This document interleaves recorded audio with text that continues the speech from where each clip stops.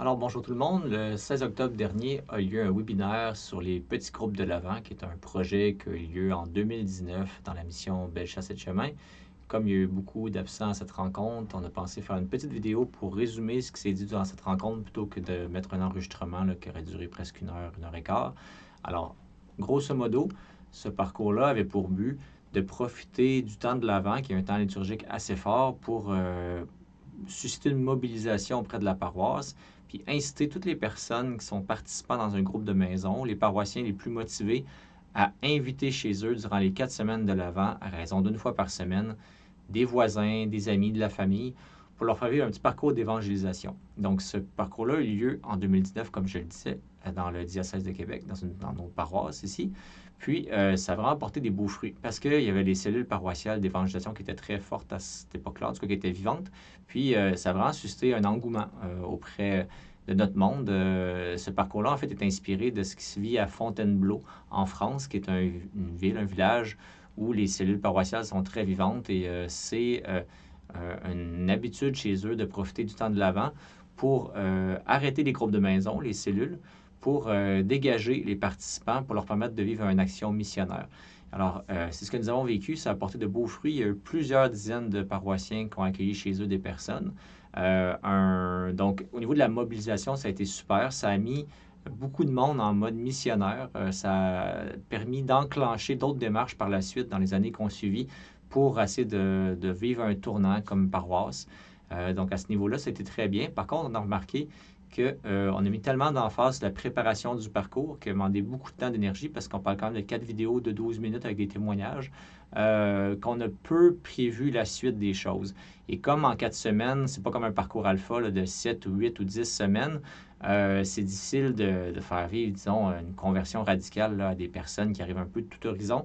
Donc, ce qui serait intéressant, si un jour vous levez dans votre paroisse, ça serait de prévoir la suite après le temps de Noël, par exemple un parcours alpha à l'hiver ou au printemps, pour que les personnes qui ont vécu quelque chose d'intéressant dans ces petits groupes aient quelque chose à proposer pour la suite. Donc, c'est toujours l'enjeu au niveau pastoral, c'est de prévoir une suite à ce qu'on fait, de ne pas compléter un parcours puis qu'il n'y ait pas de lendemain, en fait, puis que ça laisse les gens en plan. C'est un peu ce qui est arrivé chez nous.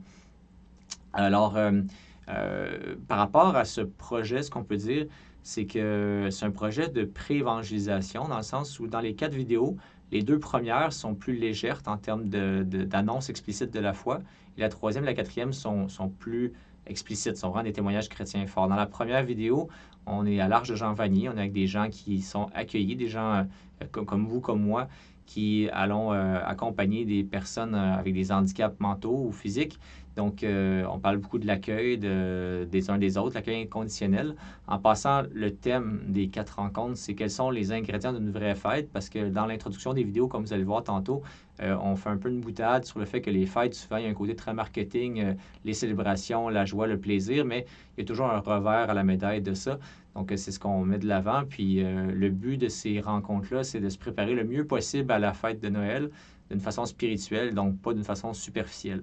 Donc, l'accueil inconditionnel dans la première vidéo. Ensuite, 2 personnes, 2 jeunes adultes, des AA ou des NA, donc des anonymes dépendants de substances quelconques, qui partagent leur conversion qu'ont vécue, mais une conversion plus théiste, on peut dire une conversion à Dieu en général, pas tant à Jésus-Christ en particulier, mais une conversion forte quand même qui les a transformés.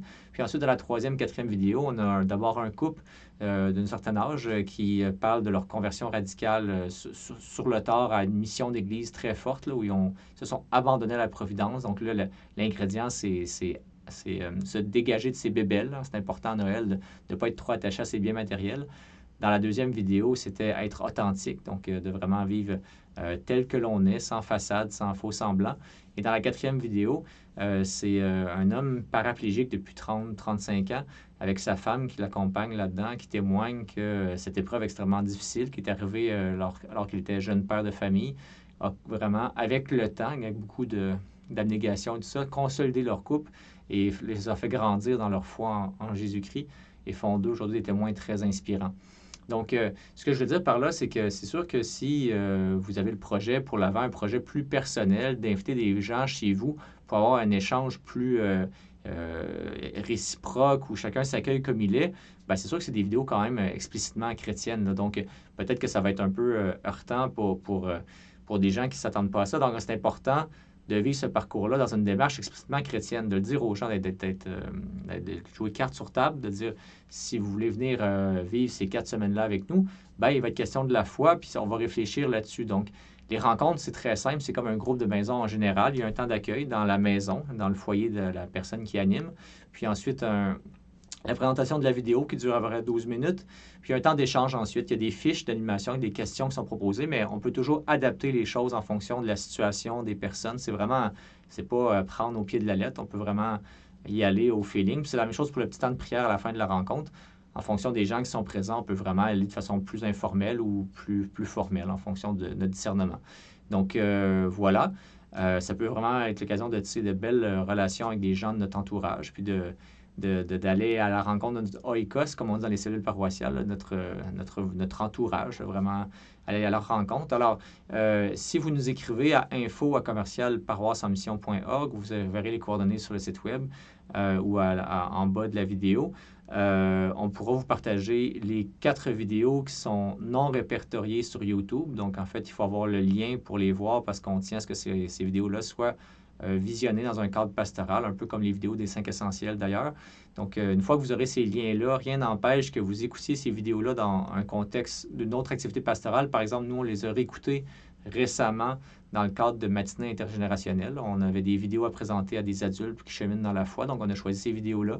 Donc, ils peuvent être utilisés dans d'autres contextes aussi, mais ils ne sont pas publics pour l'instant. Ils ne sont pas accessibles sur YouTube, alors de façon large. Et puis, il y a des fiches d'animation aussi qu'on peut vous partager par courriel. Alors, tout ça sera envoyé à ceux qui étaient inscrits au webinaire. Puis, si vous ne l'étiez pas, ben, n'hésitez pas à nous écrire. On vous fera parvenir ça avec grand plaisir. Alors, sur ça, on vous souhaite un bon temps de l'Avent qui approche, une belle nouvelle année pastorale qui s'en vient. Puis, on vous dit au plaisir. Merci.